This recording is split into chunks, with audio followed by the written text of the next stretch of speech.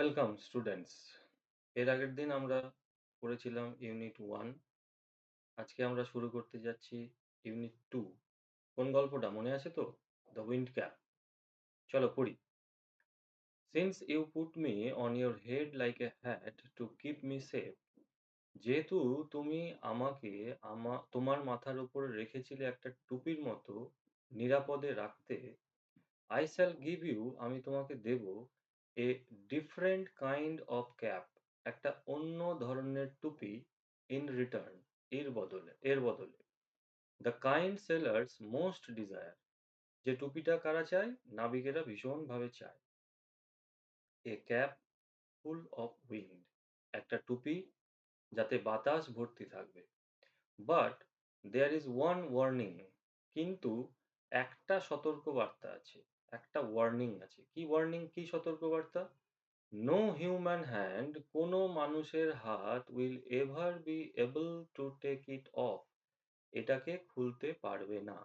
কোনো মানুষের হাত এটাকে খুলতে পারবে না কথার অর্থ কি? কোনো মানুষ এটাকে খুলতে পারবে না। দেন উইথ এ ব্লিঙ্ক, ব্লিঙ্ক মানে চোখের পলক, চোখের পলকে দ্য ফেয়ারিম্যান ডিসঅ্যাপিয়ার্ড, ডিসঅ্যাপিয়ার্ড মানে অদৃশ্য হয়ে যাওয়া। ওই ফেয়ারিম্যানটা কি হয়ে গেল?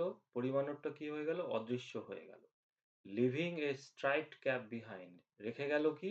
একটা ডোরাকাটা টুপি তার পেছনে। Young John put the cap on his head, ওই যুবক জন টুপিটা তার মাথায় পরল, and ran home to tell his mother, আর ছুটে গেল তার মাকে পুরো ঘটনাটা বলতে।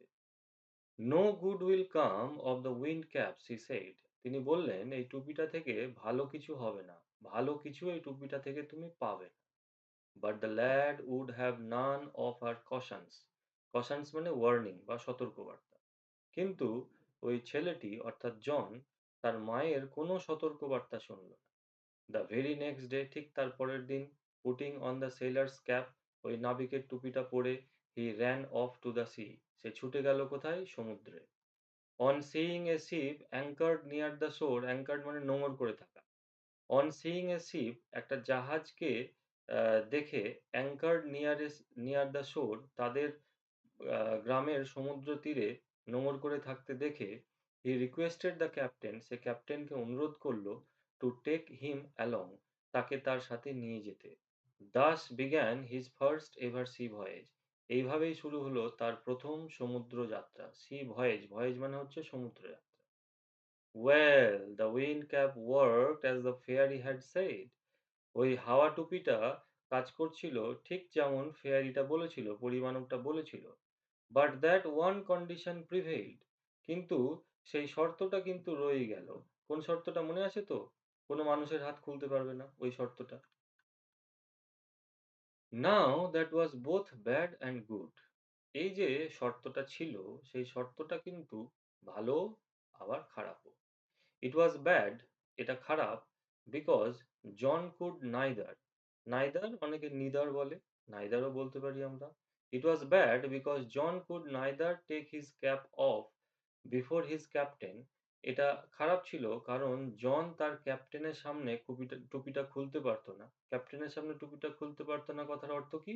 ক্যাপ্টেনকে রেসপেক্টটা শো করতে পারতো না। নর অ্যাট দ্য বেড টাইম, না ঘুমানোর সময় এটাকে খুলতে পারতো। অ্যান্ড ইট ওয়াজ গুড, এবং এটা ভালো ছিল, বিকজ, কারণ, neither could he lose the cap, nor could it be stolen from him, কারণ সেই টুপিটাকে হারাতোও না, এবং এটা তার কাছ থেকে চুরিও যেত। Since it was wind that the sailors called for, যেহেতু বাতাস নাবিকেরা চাইতো, and wind that John could supply, এবং সেই বাতাস সরবরাহ করতে পারত কে? John. He soon became very popular, খুব শিগগিরই সে কি হয়ে গেল? মানে পপুলার হয়ে গেল, জনপ্রিয় হয়ে গেল। When he twisted the cap, যখন সে টুপিটাকে মোচড় দিত, হি কুড সামন, সে ডাকতে পারত, দ্য ইস্ট উইন্ড, পূর্বের বাতাস, অ্যান্ড দ্য ওয়েস্ট উইন্ড, পশ্চিমের বাতাস। He could also turn it to call both the north as well as the south wind, সে এটাকে মোচড় দিত কাকে ডাকতে?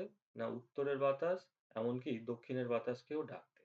The captain would therefore never part with his prized sailor, prized মানে, actually prize মানে তো আমরা জানি উপহার, কিন্তু এখানে প্রাইজ মানে হচ্ছে মূল্যবান। ভ্যালুয়েবল। তাই ক্যাপ্টেন কখনো তার এই মূল্যবান নাবিককে কাছছাড়া করত না। অ্যান্ড লেট হিম অ্যাশোর, এবং তাকে কখনো তীরেও যেতে দিত না। পরে ইয়ার অ্যান্ড এ ডে, ১ বছর ১ দিন হয়ে গেল, young John did not set foot on land. যুবক জন মাটিতে পা রাখেনি। অর্থাৎ ১ বছর ১ দিন সে জাহাজে করে ঘুরে বেড়াচ্ছে। He saw nothing but the churning of the waves. সে ঢেউয়ের আলোড়ন ছাড়া আর কিছুই দেখেনি। ১ বছর ১ দিন জাহাজে করে ঘুরছে, তার মানে কি? চতুর্দিকে জল, জল আর জল। মাঝ সমুদ্রে কি ঢেউ ছাড়া তো আর কিছু দেখতে পারবে না। তাই ১ বছর ১ দিন ধরে আর কিচ্ছু দেখতে পায়নি সে ঢেউয়ের আলোড়ন ছাড়া। Soon there grew in his heart, খুব শিগগিরই তার মনের মধ্যে তৈরি হলো a strong desire, একটা তীব্র বাসনা বা ইচ্ছা, to see the land, জমি দেখতে বা স্থলভূমি দেখতে। ১ বছর ১ দিন পর। তাহলে এই হলো আমাদের ইউনিট 2। আমরা পরের দিন পড়ব কি? ইউনিট 3। একটু ভালো করে পড়ে নেবে, ওয়ার্ড মিনিং গুলো একটু দেখে নেবে, ভালো করে পড়ে নেবে। ওয়ার্ড যদি আমি জানি, তাহলে আমি বাক্যের মানে করতে পারব। ওয়ার্ড আমাকে গাইড করবে কি করে আমি বাক্যের মানে করতে পারব। ওকে, থ্যাংক ইউ।